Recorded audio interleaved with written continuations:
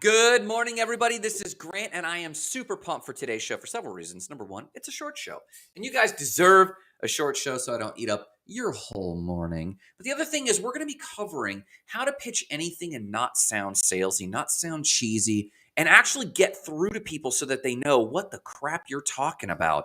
I pitched a lot of things. I've presented a lot of things. I've now done a lot of sales coaching.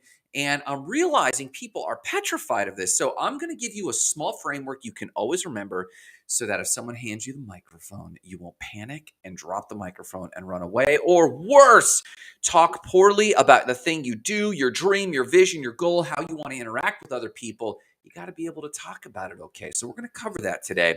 Before we do that, I've got a word of encouragement for you today. No other news today. We're going to cover a word of encouragement because I think you need to hear this today. And a lot of people I talk to, I think do need to hear this.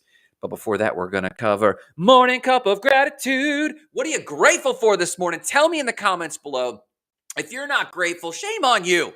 Why are we doing this thing? We should all just check out and move to the afterlife if we're not going to actually seek ways to be grateful. Let me hear in the comments what you're grateful for, and you know I'm going to start. So grab a warm cup of coffee or tea and tell me what you're grateful for. Let's talk about it. I'm grateful for day 4 of 75 hard. Today is day 4 of 75 hard, and I've already got one of my workouts in. So I low-key kind of been moving into this, and what I've been doing is I keep starting and stopping and starting and stopping, and people are asking me to go out for drinks, and that's messing with my head. Boom! Billy Weigel, good morning, my friend. It's a good day. Gratitude. Grant singing makes my day. Grateful for another day of focusing on passive streams of income, and I'm super pumped about that. I think I mentioned yesterday or Monday, Billy, our Airbnb did fantastic in January, and that's not even a high month. So we actually think that a lot of tourists and a lot of travelers are going to be beefing up. What's your favorite passive stream of income, Billy? And how's that working for you? I'd love to hear what your number one passive stream of income. Our profit share is doing all right, but we expect our profit share to be skyrocketing this year a little bit more. Our stocks are growing, but our dividends not doing so much. Our crypto is doing okay on the stable coins, and that's growing at 15 to 20%, but we haven't had a skyrocketing crypto. We did make some good money on Shiba, but that's not passive income, that's growth. So we want to continue to work on passive income, and to do that, we've got to work on active income. And to work on active income, we've got to be comfortable with pitching anything. And that leads us back to our thing today. So thanks for sharing, Billy. Boom. Grant singing makes my day. And it makes my day. That's why I do it, bro. Well, let's talk about what my Wednesday word of encouragement is for you guys. Oh, here we go. Boom. Currently, short-term rentals in North Carolina is number 1. Beachfront condo is in year 1 now. Should be a close second. I didn't know you had a Cocoa Beach beachfront condo. We've got a Cocoa property in Cocoa Village, and we love Cocoa Village because it still feels like a small town, and it was affordable. We got into it for $135. But if you've got a beachfront condo, you probably got into it at a good time. So I'd love to hear more about that. And I'm jealous of your North Carolina short-term rental. I want to hear about that. Maybe drop in the comments of like what part of the state you're in. I'd love to know about that. We ourselves, we're looking at Bryson City, but I think it'd be more prudent to be closer to Waynesville. So we'll talk about that. Man, we should just have a passive income day and talk about what's really making money. And honestly, it's real estate. So for all the hype around crypto, real estate's still killing it for me, son. Even when the market tanks, I think that our Airbnbs will still be doing really good. Let's talk about word of encouragement today. Normally, we do other news, and I was looking at cool other news. We got Lego news, and we got art news, and all kinds of fun stuff. But today, I was actually thinking about this. Too often, I'm already seeing on Wednesdays this early in the morning. Right now, it's 6:45 my time, but I get up dumb early. I got up at 3:45 this morning. My run was done. My workout was done. My prep. Here we go. Boom. My focus on growing crypto is to 100% finance more real estate. Birds of a feather, my man. That's literally what we're doing, is growing crypto and growing our businesses to 100% be into real estate at some point. It just makes sense. It's solid. It's reliable. You can treat it like its own bank. There's all kinds of stuff, but we could talk more about that all day long. But word of encouragement, this is not hump day. This is not hump day. I want to dispel this. Oh, happy hump day. People are getting into this paradigm that this is not hump day. This is not some speed bump in a week you hate to a weekend that won't fulfill you nearly as much as you hope it will. That's not what Wednesday is. Wednesday is just another day, and that's a good thing. Wednesday's just another day. It's a day. It's not a hump day. It's not a speed bump en route to this goofy weekend where you're going to spend too much money, drink too much alcohol, and then wonder, oh, I got to start it all over. The key to having better weekends is to having better days. And my word of encouragement to you is to quit thinking about Wednesday as hump day and start thinking about it as a gift. Start thinking about it as a moment in time for you to make moves. What moves are you going to make today? Wednesday is not a hump day. It's a day for you to move your life upward and onward and think, how can I make, if this was my last day, if this was my only day, what would I absolutely do to move things forward? For me and Billy and my wife and our team, we're focusing on growing crypto. We're focusing on growing our businesses because ultimately we're going to end up in real estate. We'll stay cutting edge with what's going on with crypto. We'll stay cutting edge with what's going on with our website company, our billing services. We're going to keep evolving. But the exit strategy is real estate. So what are we going to do today? We're going to grow our companies as much as possible. I'm not looking at today as a hump day where I might give it 50% or 80%, or maybe I'll just get by, or maybe I'm now on a downhill slide towards the weekend. No, I want to wake up on Thursday and Friday and think, what am I doing today? And then Saturday go, oh, great, no one's going to blow my phone up for this, that, or the other. I'm going to focus on these other things. And that's how I end up making the most of my weekends, by making the most of my weekdays. So I don't have to worry about it. Give 100%. And you know what else today is good for? Today is also good for improving yourself and your ability to communicate your dream and visions to other people, which leads us to our framework today. Let's talk about the lesson today, and that is how to pitch anything without sounding salesy, without being cheesy, without being goofy. How are we pitching anything and everything today? Let's talk about it. Have you ever been in a situation where someone handed you the microphone, just dropped it right in your hands, boop, and you totally froze? You didn't know how to say your thing. Now, you know in the back of your mind, I've got this business, I got this deal. Billy talking about his real estate rentals, or talking about where people could go to engage with them. Marissa talking about her hikes, me talking about the website company or my coaching and training, or the Patreon, or whatever it is we're doing. Has anyone ever held you the mic and you just froze? And maybe you had too many things to pitch and weren't sure what to pitch. Or maybe the room felt cool to you, like it wasn't a warm audience, it was a cold audience, and you didn't just want to like, hey, buy from me. And you just didn't know what else to say. I find that the more I do coaching and training around sales, the more the frameworks carry the conversation. And if you've ever had that moment where someone's handed you that mic or given you that platform or turned on the YouTube camera or the TikTok camera and you're like, what do I say? If you've ever had that moment, I know how you feel. I've been there. But what's worse than that is that there's a lot of communication out there that being salesy is bad. You shouldn't pitch. And this message has actually gone on in marketing since the early to mid 90s. The conversation is, let's be artsy. Let's just give value. Let's give stuff away for free and never communicate what we say. That makes it worse. It's tough. Well, real quick, right now I'm working with a group of people, Humans in Harmony, and they're a fantastic group of people. And my role so far has been advising on how to proceed. And they asked me, Grant, what's a good framework for us to move towards the marketing? Because it is a lot of holistic people, a lot of yoga people, a lot of energetic healers, a lot of it's that sort of gathering, and they're going to have awesome music, and it's all about getting whole and healthy again. But these are the type of people that don't like selling, and they don't like selling themselves. Beyond that, what's going on with State of the Spark? State of the Spark, you can't see it, but it's right up here. Boop. I should move that down. We're relaunching Spark Training low key, and not everyone knows. It's early in the morning. There's only 3 of you, 4 of you, 8 of you, 5 of you, 3 of you. There's only a few of you on right now, so I can say we're relaunching the workshops, and our spring workshops are coming. We're going to be covering marketing and maybe a little bit of sales. But the team for Spark Training is asking, how are we going to pitch this thing? And some of them aren't used to selling in the way I am. Have you been there? Well, hey, I know how you feel. I've been there. I have felt the same way.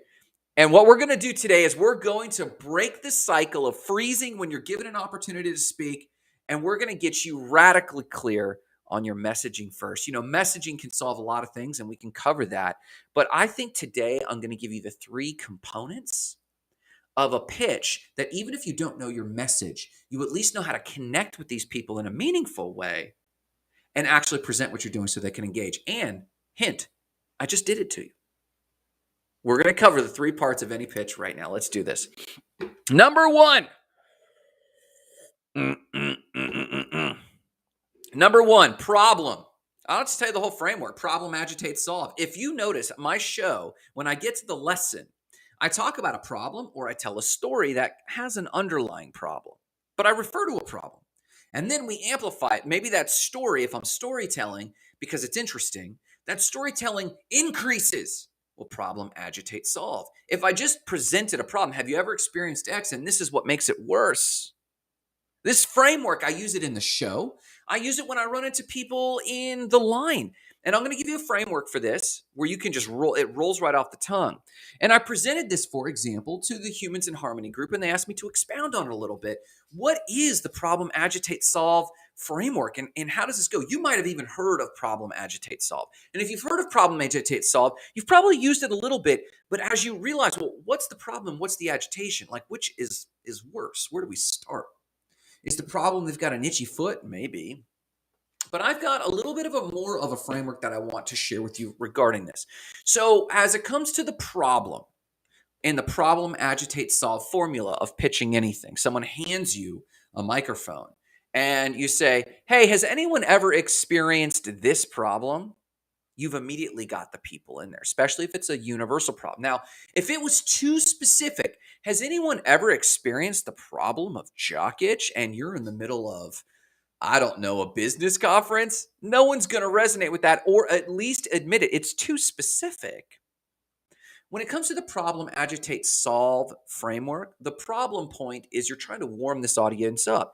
So you want to go to something that's more universally felt by everyone in the room. For example, has anyone ever handed you a microphone and you stammered on what to say? Oh my God. In some way, shape, or form, everyone's experienced this. And so you want to go to a high level, but not the highest level. Has anyone ever been human? That's too broad, of course, and it's silly. It's ridiculous. But if you can anchor it to a fear, a FOMO, a frustration, not at the 100,000-foot view of the human existence, but not at the 5,000-foot view. You want to come in at roughly the 50,000 to 75,000-foot view of specificity of something that most people can resonate. 80% of the room should be able to say, yeah, I felt that, man. Has anyone ever been handed a microphone and not known how to present what they're talking about? Oh my gosh, you've got them. And if you can deliver that problem, agitate, solve, that pain, that neurological pain that if they saw it on a Netflix show, they would cringe. Ugh. That's what the problem is. It's a little more universal. Let me give you a quick example that we'll use through the rest of this framework. Number one, the example is the pandemic. Are you feeling shut in? Since the pandemic kicked off, have you felt shut in? Have you missed seeing people?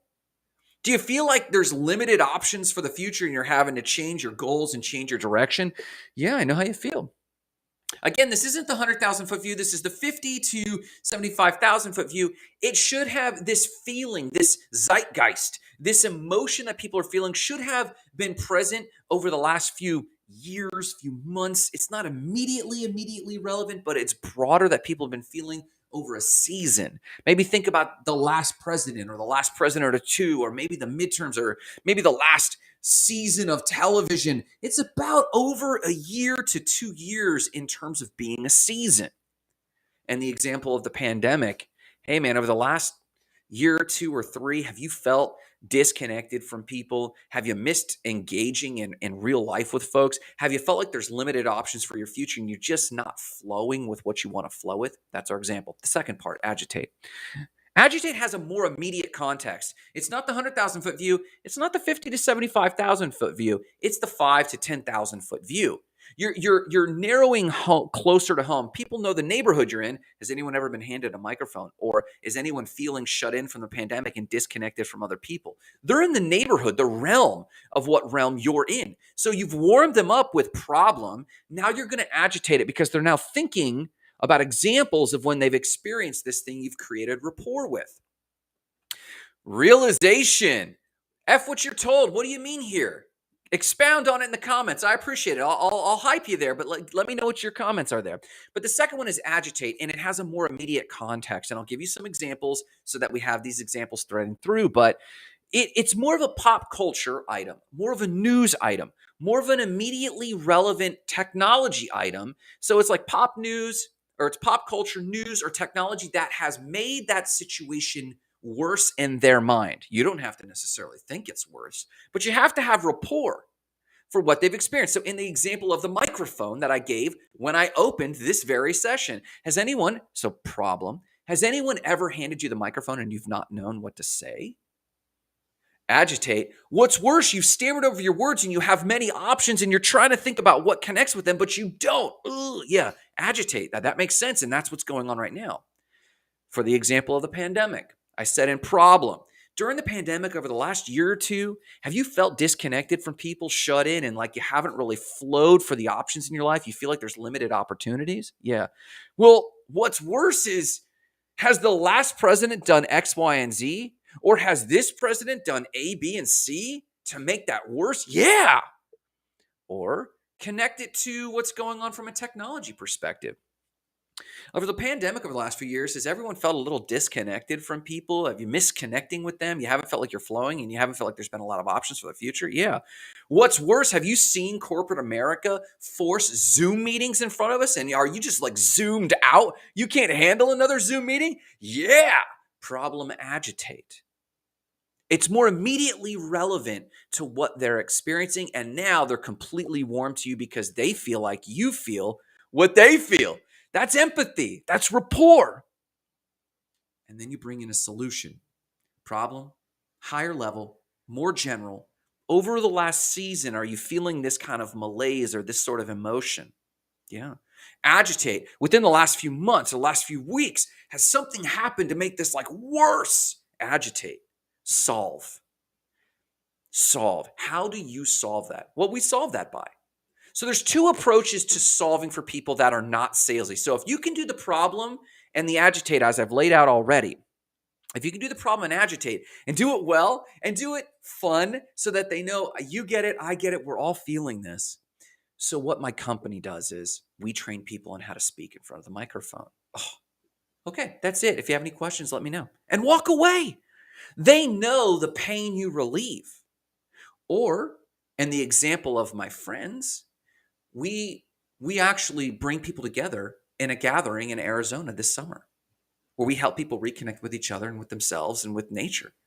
That's the pitch for this conference going on. And that's the pitch for my Spark training, at least as it comes to the sales training workshop we do.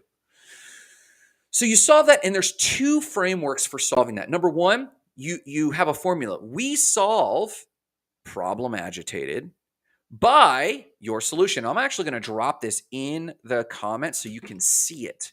Boom. I dropped it in the comments there. We solve X. We solve your problem agitated by our solution. We solve a feeling of being disconnected and watching we solve a feeling of being disconnected, involved in too many Zoom meetings by having a gathering this summer of people trying to harmonize with themselves, with each other, and with nature. Boom. As it comes to the example of the microphone, we solve not knowing what to say on a microphone when you have too many options to say by training you how to speak in front of a microphone and giving you a framework that works. Boom. That's option one. Option one is having a formula. We solve this pain by our solution. Leave it at that. Or the other one, and I don't know if you've noticed that I use it, but I did use it in my opening for today, and it's this. Option two, feel felt found. Hey man, I know how you feel. I've been there. I've been up into so many audiences and I have stepped up and realized I'm blanking. I don't know what to say. I know how you feel. I felt the same way.